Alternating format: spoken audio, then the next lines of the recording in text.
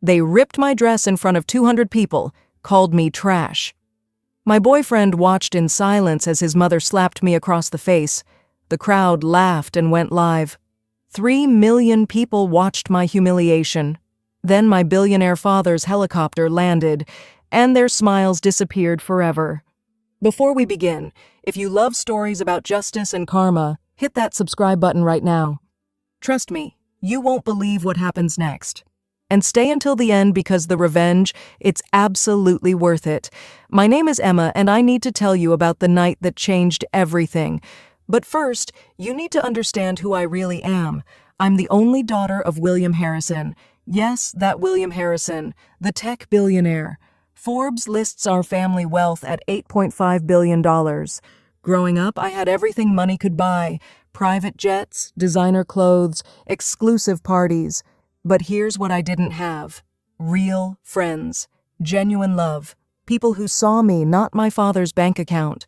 By the time I turned 25, I was exhausted. Every person who came into my life wanted something: a business connection, an investment, a lifestyle upgrade. So I made a decision that my father thought was crazy. I walked away from it all. Well, not completely, but I started living like a normal person. I rented a small apartment, got a job as a graphic designer, drove a regular car. I told people my last name was Cooper, not Harrison. For 2 whole years, I lived simply, quietly, and honestly, I was happier than I'd ever been. Then I met Brandon. It was at a coffee shop on a rainy Tuesday morning. He was struggling with his laptop, cursing under his breath about a presentation. I helped him fix a software issue. He bought me a coffee to say thank you. We talked for 3 hours. He was a mid-level manager at a real estate company. Good-looking, charming, funny, and he had no idea who I really was. Over the next 8 months, we fell in love. Or at least I thought we did. Brandon knew me as Emma Cooper, a freelance graphic designer who loved old movies and made terrible jokes. He never questioned why I wasn't interested in expensive restaurants or luxury vacations. He thought I was just low maintenance. Perfect, he called me. His family, he told me, would love me. That should have been my first warning sign. 2 weeks ago, Brandon came to my apartment nervous and excited. His mother, Clarissa, was throwing their annual business party. It was a big deal, apparently. Important clients, business partners, society people. And he wanted me there, to meet his family, officially. I said yes, but I made a choice. I would go as myself. Simple Emma, not Harrison heiress Emma. This would be the ultimate test. If his family could accept me without the money, without the status, then maybe this was real. Maybe Brandon was different from everyone else.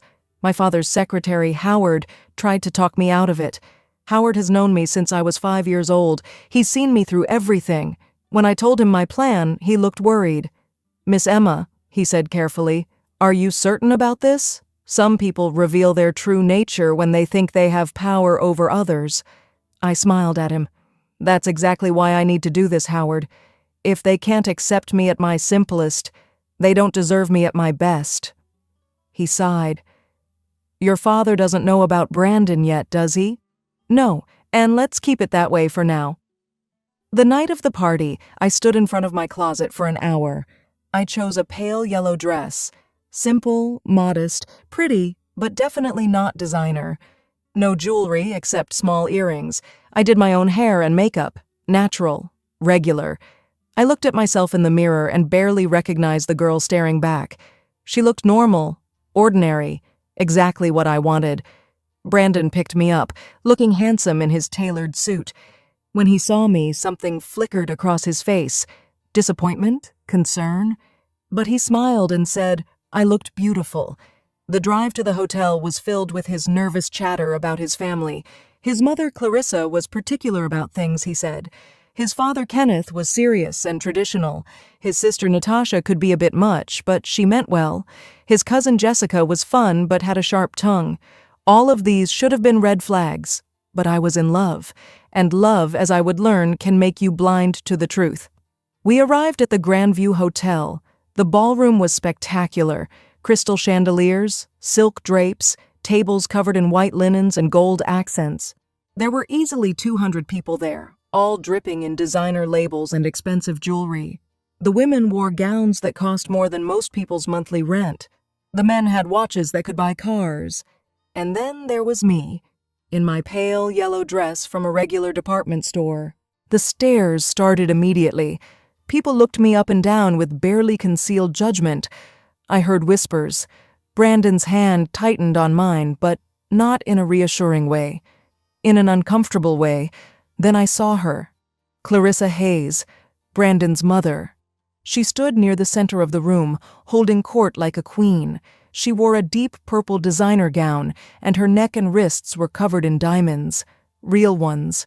Her hair was perfect, her makeup flawless, her posture radiating arrogance. When she saw Brandon, her face lit up. Then she saw me, and the light died. She walked toward us, her heels clicking on the marble floor. Each step felt like a countdown to disaster. "Brandon, darling," she said, kissing his cheek while staring at me. "And who is this?" Her voice dripped with disdain. The way she said "this" made me feel like an insect she'd found on her shoe. "Mom, this is Emma, my girlfriend.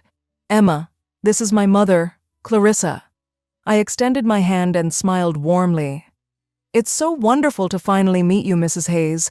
Brandon has told me so much about you." She looked at my hand like I was offering her a dead fish. She didn't shake it. "Has he?"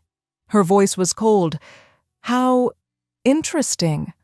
"Brandon, darling, could you not have told her this was a formal event? She looks like she came from a thrift store." People around us stopped talking. They were listening now, watching. I felt heat rise to my face, but I kept my smile. "Oh, I knew it was formal," I said calmly. "This is actually one of my favorite dresses." Clarissa's eyes widened in what looked like horror. "Your favorite?" She turned to Brandon. "Where did you find her exactly?" Before Brandon could answer, his sister Natasha appeared. She was 25, beautiful, and her expression was pure mean girl energy. "Oh my God," Natasha said loudly, looking me up and down. "Brandon, is this a joke? Please tell me this is some kind of prank. Did you bring a charity case to Mom's party?" People were definitely watching now. Some had their phones out. I could see them angling for photos. Brandon shifted uncomfortably. "Natasha, stop. Emma is my girlfriend, and what?" Clarissa interrupted, her voice rising. "And you thought bringing someone who clearly doesn't belong here was appropriate? Look at her, Brandon. Look at this girl. She's not one of us." I felt like I'd been slapped, but I stood tall, keeping my composure. This was the test, I reminded myself. Their true colors were showing. "With all due respect, Mrs. Hayes," I said quietly, "I may not be wealthy, but I—" "Wealthy?" Clarissa laughed, a harsh, cruel sound. "Darling, you're clearly poor as dirt. I can smell desperation on you. You found my successful son and thought you'd won the lottery, didn't you?" The cousin Jessica appeared and joined in. "I bet she Googled him, found out about the family business. Classic gold digger move." The words hit me like physical blows. But what hurt more was Brandon's silence. He stood there saying nothing, doing nothing, just looking uncomfortable. "Brandon?" I whispered, looking at him. "Are you going to let them talk to me like this?" He opened his mouth, then closed it. "Mom, maybe we should—" "Should what?" Clarissa snapped. "Should pretend this girl is acceptable? Should act like she's not obviously after your money?" I felt tears starting to form, but I blinked them back. I wouldn't give them the satisfaction. Natasha circled me like a predator. "That dress probably cost what? $30? And those shoes. Are those from a discount store?" People were laughing now, actually laughing, and phones were everywhere, recording every humiliating second. Then Clarissa stepped closer to me, close enough that I could smell her expensive perfume. "Listen here, you little gold digger," she hissed, loud enough for others to hear. "I know exactly what you are. You're a nobody, a nothing, some poor little girl who saw an opportunity and took it. My son deserves someone from his level, someone with class, breeding, education, someone who belongs in our world. You're trash." That's when she slapped me. The sound cracked through the ballroom like a gunshot. My face snapped to the side, my cheek burning.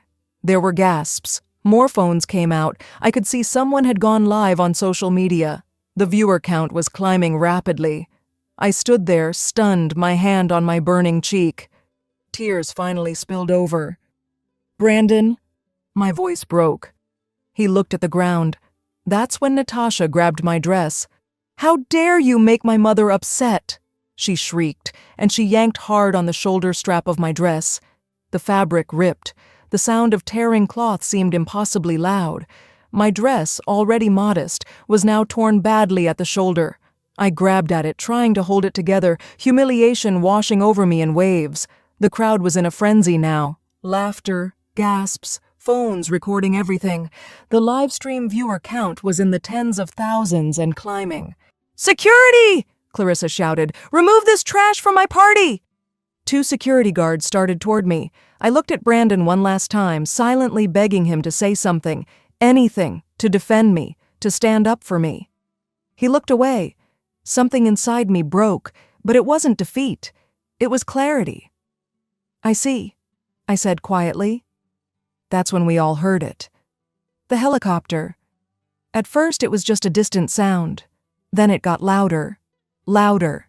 The entire building started to vibrate slightly. Everyone looked up, confused. The chandeliers swayed.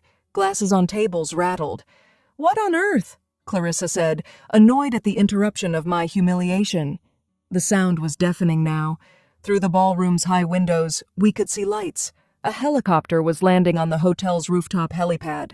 The crowd murmured with confusion and curiosity. Who would arrive by helicopter? The live stream viewer count hit 100,000. Then the ballroom doors opened. My father walked in.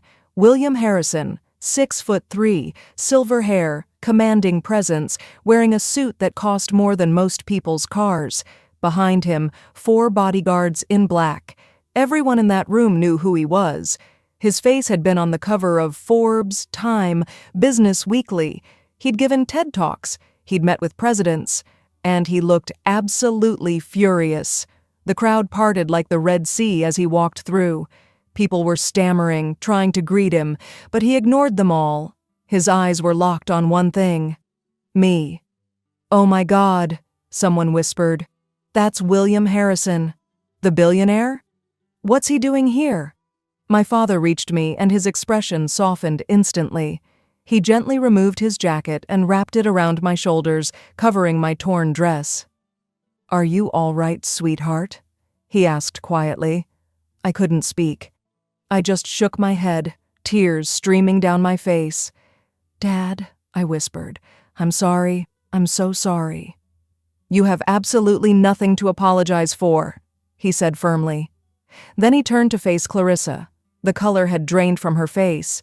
She looked like she might faint. "You," my father said, his voice cold as ice, "slapped my daughter." The room erupted in whispers. Phones were everywhere now. The live stream count hit 500,000 viewers. Your daughter?" Clarissa stammered. I didn't... Mr. Harrison, I had no idea." "You had no idea?" My father's voice was quiet, but it commanded the entire room. "So you treat people like garbage when you think they're poor? When you think they have no power? No connections? You felt entitled to assault someone because you judged them by their appearance?" Kenneth Hayes, Brandon's father, rushed forward. "Mr. Harrison, please, I'm sure this is all a misunderstanding." "A misunderstanding?" My father pulled out his phone. "I watched the video. The whole thing. Your wife called my daughter trash. Your daughter ripped her dress. And 800,000 people are watching this live right now." Clarissa's face went from white to gray. "Please," she whispered. "I didn't know who she was." My father's expression was ice. "And that's exactly the problem, Mrs. Hayes.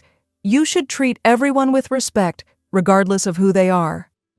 I stepped forward then, wiping my tears. My voice shook, but I needed to say this. "I came here tonight as just Emma," I said, looking at Clarissa, then at Brandon. "Not Emma Harrison, not a billionaire's daughter, just me. A normal girl who wanted to see if she'd be accepted for who she is as a person, not for her money or status or connections. I looked at Brandon, who was staring at me in shock. I wanted to know if you loved me, the real me. But I got my answer tonight, didn't I? You stood there while they tore me apart. You said nothing when your mother slapped me. You watched your sister rip my dress. You were silent. Emma. Brandon fell to his knees. Please, I didn't know.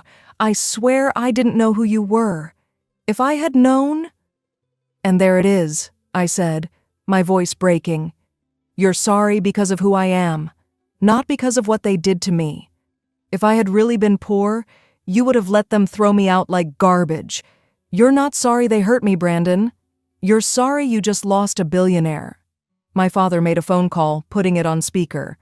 Howard, I need you to immediately pull all Harrison Technology investments from Hayes Real Estate Corporation. What? Kenneth Hayes shouted. No, you can't. Check your records, Mr. Hayes. We own 35% of your company. We're pulling out, effective immediately. That will bankrupt us. Kenneth's voice was panicked. You should have thought about that, my father said coldly, before your family assaulted my daughter. Clarissa literally fell to her knees. Please, Mr. Harrison, I'm begging you. We'll lose everything. Natasha tried to approach me, mascara running.